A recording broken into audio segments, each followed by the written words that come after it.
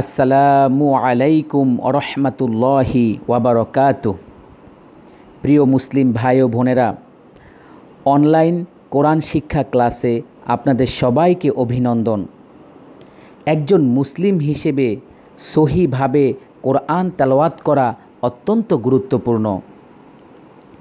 নামাজ ভঙ্গের 19টি কারণের মধ্যে সর্বপ্রথম যে কারণটি আছে তা হচ্ছে নামাজে অশুদ্ধ পড়া।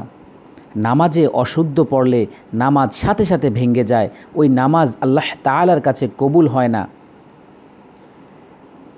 নামাজের কেরাত, তাসবিহ, দোয়াসমূহ সহিভাবে তেলাওয়াত করা অত্যন্ত প্রয়োজনীয়, অত্যন্ত গুরুত্বপূর্ণ। কোনো দেশের বাদশাহ যদি এরকম একটা ঘোষণা দিতেন যে কেউ যদি সহিভাবে কোরআন তেলাওয়াত করতে পারে তাকে প্রত্যেকটি হরফের জন্য 10 টাকা করে দেওয়া হবে, তাহলে চিন্তা করে দেখুন যে কোরআনের প্রথম সূরা ফাতিহা আউযু বিল্লাহ শহীদ যদি কেউ তেলাওয়াত করে আমিন পর্যন্ত, তাহলে সূরা ফাতিহার মধ্যে কমপক্ষে 100টি হরফ আছে। ওই বাদশার ঘোষণা মতে 100টি হরফ যদি তাহলে কেউ তেলাওয়াত করে তাহলে কত পাবে? প্রতি হরফের জন্য 10 টাকা, তাহলে 100 হরফের জন্য পাবে 1000 টাকা। তাহলে চিন্তা করে দেখুন ওই দেশে কি কোনো মানুষ কোরআন সহিভাবে তেলাওয়াত করতে পারে না এরকম কোনো লোক পাওয়া যেত? হিন্দু, বৌদ্ধ, খ্রিস্টান তারাও তো কোরআন তেলাওয়াত করতে পারতো সহি শুদ্ধভাবে এই ঘোষণার পর থেকে, তাই না? অথচ 1400 বছর আগে আল্লাহ সুবহানাহু ওয়া তাআলা ঘোষণা দিয়েছেন যে সহিভাবে কোরআন তেলাওয়াত করবে তার প্রত্যেকটি হরফের জন্য কমপক্ষে 10টি করে নেকি দেওয়া হবে। অনেক রাওয়ায়াতে 50টি 100টিরও কথা আছে যে প্রত্যেকটা হরফ তেলাওয়াত করলে 100টি নেকি পাবে, 50টি নেকি পাবে, তো কমপক্ষে 10টি করে নেকি পাবে। তো আসলে আমরা নগদ দেখি না বিধায় এটার প্রতি আমাদের গুরুত্ব কম, কারণ আমাদের মধ্যে একটা স্বভাব আছে আমরা নগদ জিনিসের প্রতি আগ্রহ বেশি। যেহেতু আল্লাহ নেকি দান করবেন, এটা পরকালে দান করবেন, আমরা দেখি না বিদায় এটার প্রতি আগ্রহ কম। কিন্তু কবরে তো একদিন না একদিন আমাদেরকে যেতেই হবে, এটা চিরন্তন সত্য, এটার মধ্যে কোনো ভুল নাই। যার জীবন আছে তার মৃত্যু অবশ্যই আছে। তাই প্রিয় ভাই ও বোনেরা, চলুন জীবনের যে সময়টা নষ্ট হয়ে গিয়েছে তা তো আর কখনো ফিরে পাবো না। বাকি যে সময়টুকু আছে আসুন আমরা সহিভাবে কোরআন শিক্ষা করার জন্য আমরা প্রতিদিন কিছু সময় ব্যয় করি, আমরা কোরআনের ছাত্র হয়ে যাই।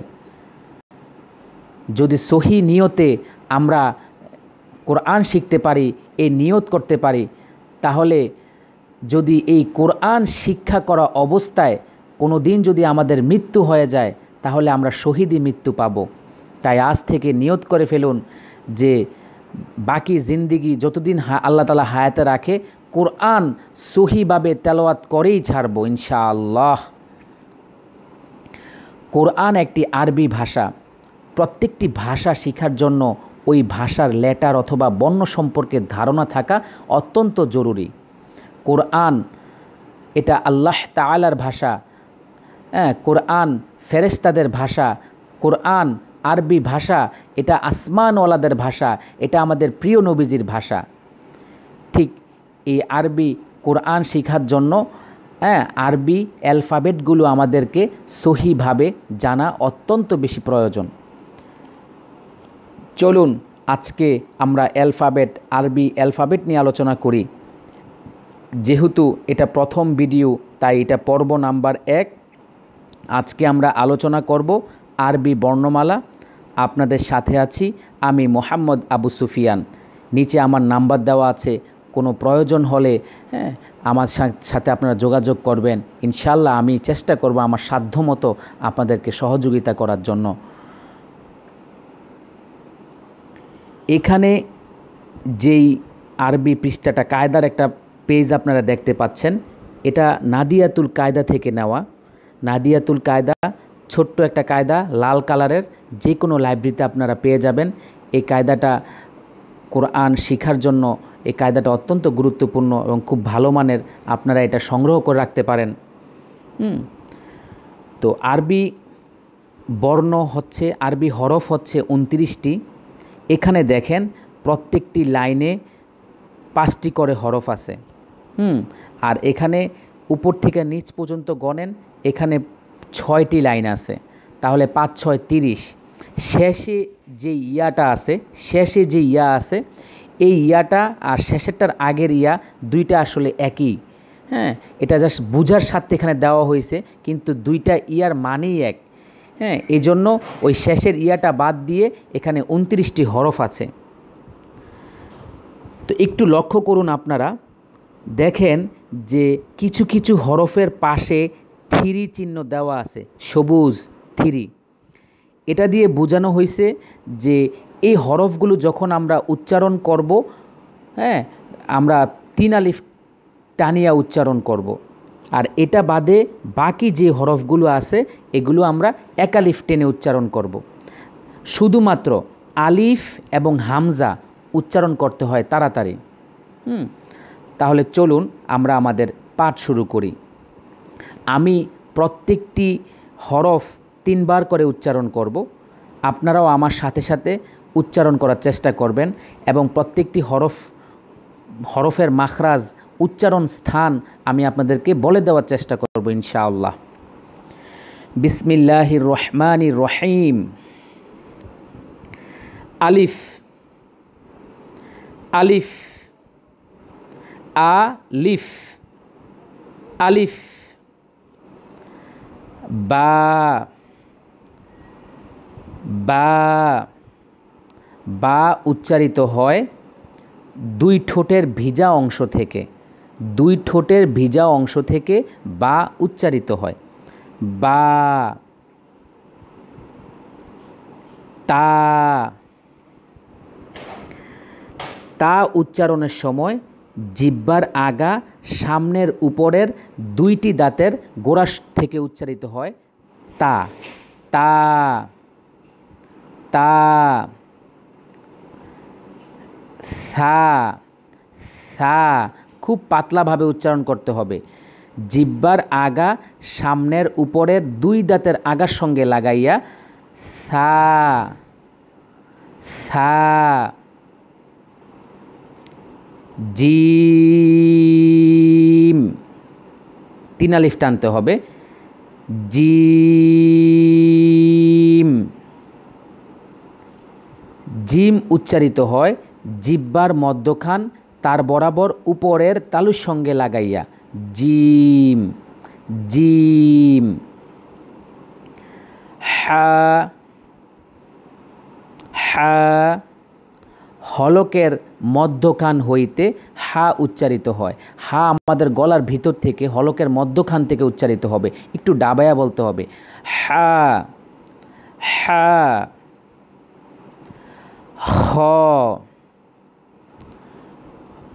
খ হলকের শেষ ভাগ হইতে খ উচ্চারিত হয়, একদম হলকের শেষ ভাগ থেকে। খ, খ। দাল, দাল।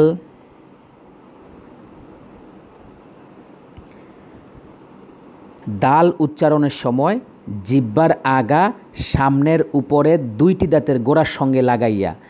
দাল, রাল, রাল খুব পাতলা করে জিহ্বার আগা সামনের উপরে 2টি দাঁতের আগার সঙ্গে লাগাইয়া। রাল, খুব পাতলা করে। রাল। র, র জিহ্বার আগার পিঠ তার বরাবর উপরের তালুর সঙ্গে লাগাইয়া। র, র। একটু মোটা হবে, র উচ্চারণের সময় মোটা হবে, তবে মুখ গোল হবে না, মুখ নর্মালি থাকবে, উচ্চারণের সময় মোটা হবে। র র ঝা ঝা ঝা উচ্চারণ করার সময় জিহ্বার আগা সামনের নিচের দুই দাঁতের আগার সঙ্গে লাগাইয়া ঝা ঝা। সিন সিন, তিনালিপ টানিয়ে পড়তে হবে। সিন সিন ঝা সদ, তিনটা একই স্থান থেকে উচ্চারিত হয়। জিহ্বার আগা সামনের নিচের দুই দাঁতের পেট এবং আগা, এই মাঝখানে, এর মাঝখানে এটা উচ্চারণের স্থান। সিন, গ্যাস বের হলে একটা আওয়াজ হয় না, ঠিক এরকম একটা আওয়াজ হবে আগে, তারপরে সিন উচ্চারিত হবে। সিন শিন, শিন মোটা হবে, শিন মোটা হবে, সিনের মতোই কিন্তু একটু মোটা হবে। লক্ষ্য করুন, একটু ভালো করে খেয়াল করুন। শিন শিন। সদ সদ, সদের শেষে কলকলা আছে, একটু বাড়ি খাবে, যেমন বাড়ি খেলে যেরকম একটা আওয়াজ হয়, কোথাও ধাক্কা খেয়ে আবার ফিরে আসলে যেরকম একটা আওয়াজ তৈরি হয়, ঠিক এরকম। একটু লক্ষ্য করুন, আপনারা ভালো করে শুনুন। সদ সদ, তারপরে হচ্ছে দদ দদ। এই হরফটা একটু লক্ষণীয় বিষয়, এটা দদও হবে না, আবার দালও হবে না, এর মাঝখানে। দোয়াদও হবে না, আবার দালও হবে না, এর মাঝখানে উচ্চারণ করতে হবে। এটার উচ্চারণের স্থান হচ্ছে জিহ্বার, এটার উচ্চারণের স্থান হচ্ছে জিহ্বার আগার কিনারা উপরের মারিদ দাঁতের গোড়ার সঙ্গে লাগাইয়া। দদ দদ, আবার লক্ষ্য করুন। দদ ত ত, জিহ্বার আগা সামনের উপরের দুই দাঁতের গোড়ার সঙ্গে লাগাইয়া ত, উচ্চারণের সময় একটু মোটা হবে। ত, তবে মুখ কিন্তু গোল হবে না, মুখ স্বাভাবিক থাকবে। প্রত্যেকটা হরফ উচ্চারণের সময় মুখ থাকবে স্বাভাবিক, মুখ বাঁকানো যাবে না, মুখ বিশ্রী করা যাবে না। অনেকে আছে হরফগুলো তেলাওয়াত করার সময় মুখ এমনভাবে বাঁকা করে, এমন ভঙ্গিমা করে, খুব বিশ্রী দেখা যায়। যে না, কোরআন হচ্ছে সুন্দর একটা ভাষা, এটা উচ্চারণের সময় মুখও সুন্দর থাকবে। ঠিক আছে, কোনো হরফ উচ্চারণ করার সময় মুখ বাঁকা হবে না। ঠিক আছে, এটা সব সময় খেয়াল রাখবেন আপনারা। ত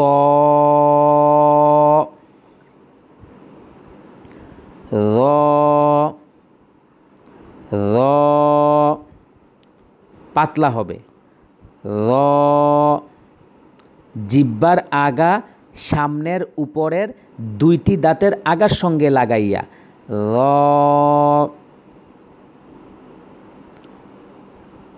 আইন, আইন আর হা একই স্থান থেকে উচ্চারিত হয়, হলকের মধ্যকান হইতে, একটু ভিতর থেকে, গলার একটু ভিতর থেকে উচ্চারণ করতে হবে। আইন আইন, গইন, গইন আর হচ্ছে খ একই স্থান থেকে উচ্চারিত হয় হলকের শেষ হইতে। গইন, গ গ গ গইন।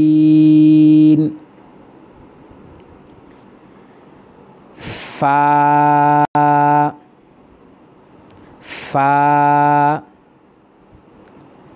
নিচের ঠোঁটের পেট সামনের উপরের দুই দাঁতের আগার সঙ্গে লাগাইয়া ফা ফা। আমাদের নিচের ঠোঁটের যে শুকনা অংশটা আছে এই শুকনা অংশের ভিতরে উপরের দুইটা দাঁত লাগবে, হ্যাঁ। আর ফা উচ্চারণ করতে গেলে প্রথমে বাতাস বের হবে, তারপরে ফা উচ্চারিত হবে। একটু ভালো করে শুনুন। ফা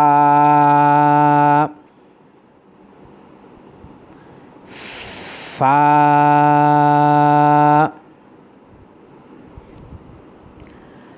কফ কফ। জিহ্বার গোড়া তার বরাবর উপরের তালুর সঙ্গে লাগাইয়া দুই নক্তাওয়ালা কফ। এই কফ উচ্চারণ করতে গেলে অনেকে ভুল করে, অনেকে এত বেশি ডাবায় ফেলে যেটা হলকের মধ্যখানে চলে যায়। অনেকে এভাবে উচ্চারণ করে ক ক ক, না আসলে এটা সহি না, এত ভিতরে যাবে না, এটা হবে জিহ্বার গোড়া থেকে উচ্চারিত হবে কফ কফ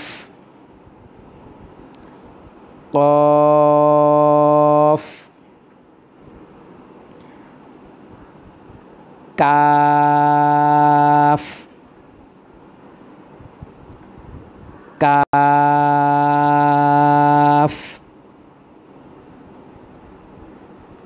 কাফ উচ্চারিত হয় জিহ্বার গোড়া থেকে একটু আগে বাড়াইয়া তার বরাবর উপরের তালুর সঙ্গে লাগাইয়া কাফ।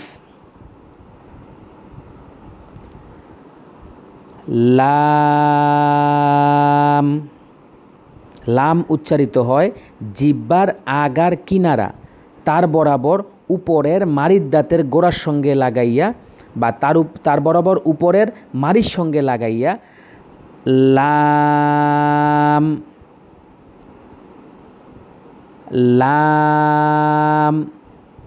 জিহ্বার আগার কিনারা উপরের মাড়ির সাথে, তার বরাবর উপরের মাড়ির সাথে লেগে যাবে। লাম।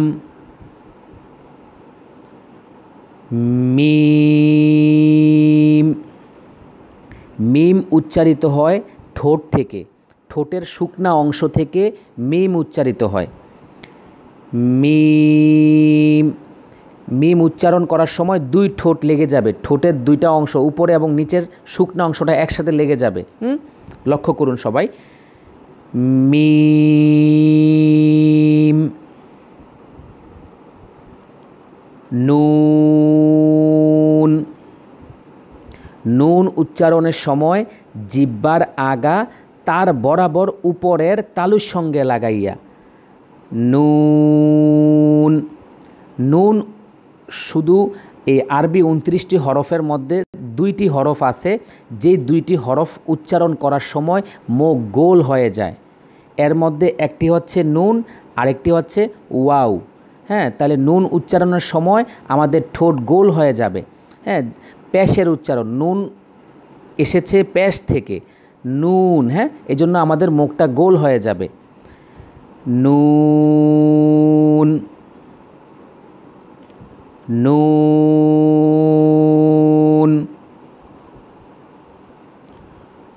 Wow wow. ওয়াও উচ্চারণ করার সময় ঠিক একই রকম নুনের মতো মুখটা গোল হয়ে যাবে। ওয়াও ঠোঁট থেকে উচ্চারিত হয়। ওয়াওয়ের উচ্চারণের স্থান হচ্ছে ঠোঁট থেকে। হ্যাঁ, ওয়াও উচ্চারণ করার সময় লক্ষ্য করেন যে জিহ্বা কিন্তু নড়ে না, শুধু আমাদের ঠোঁট ব্যবহৃত হয়। ওয়াও ওয়াও। হা হা হা। হামজা, হামজা, হামজা উচ্চারণের সময় তাড়াতাড়ি উচ্চারণ করতে হবে, দেরি করা যাবে না, এখানে কোনো টানাটানি নাই, হ্যাঁ, তাড়াতাড়ি উচ্চারণ করতে হবে। হামজা, হামজা, ইয়া, ইয়া, ইয়া উচ্চারণ করার সময় জিহ্বার মধ্যখান তার বরাবর উপরের তালুর সঙ্গে লাগাইয়া, ইয়া, আমাদের জিহ্বাটার মধ্যখান একদম উপরে মাড়ির মধ্যে লেগে যাবে, আমাদের মুখের উপরের অংশটাতে লেগে যাবে, ঘষার মতো আর কি, একটু ঘষা খাবে, হ্যাঁ, জিহ্বাটার মধ্যখানটা উপরের তালুর সাথে একটু ঘষা খেয়ে আসবে। ইয়া, ইয়া, ইয়া। তো প্রিয় ভাই ও বোনেরা, আজকে এই পর্যন্ত।